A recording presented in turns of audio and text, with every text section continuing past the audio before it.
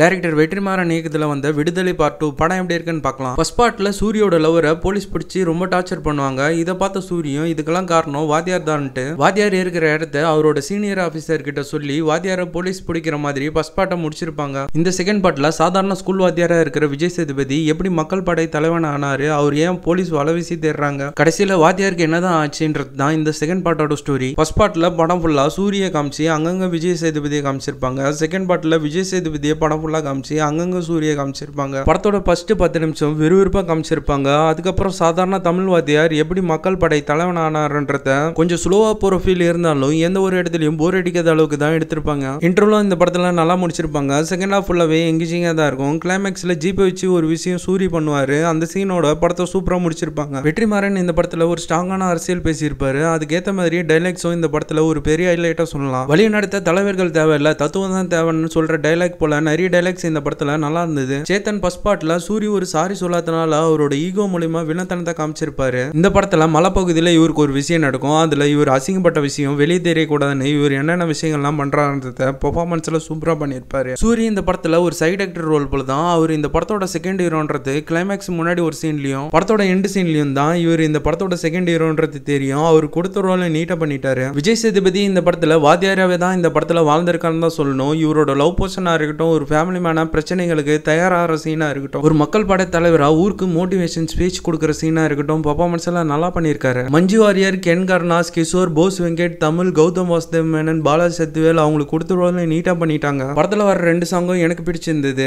பாட்டு கேட்க 90ஸ்ல கேட்கிற சாங் போலவே இருந்தது. முக்கியமா இந்த படத்தோட பேக்ரவுண்ட் மியூசிக்ல இளையராஜா பயங்கரமா பண்ணியிருக்காரு. படத்துக்கு ஏ சர்டிஃபிகேட் கொடுத்திருக்காங்க. ரத்தம் தெரிக்கிற மாதிரியான வயலன்ஸ் சீன்ஸ் இந்த படத்துல இருக்கு. படத்தோட டியூரேஷனும் 2 hours 50 minutes. ஓகே கைஸ், இந்த வீடியோ பிடிச்சிருந்தா லைக் பண்ணுங்க, ஷேர் பண்ணுங்க, கமெண்ட் பண்ணுங்க, மறக்காம சப்ஸ்கிரைப் பண்ணுங்க. இதே மாதிரி உங்களை அடுத்த வீடியோவில் சந்திக்கிறேன் கைஸ்.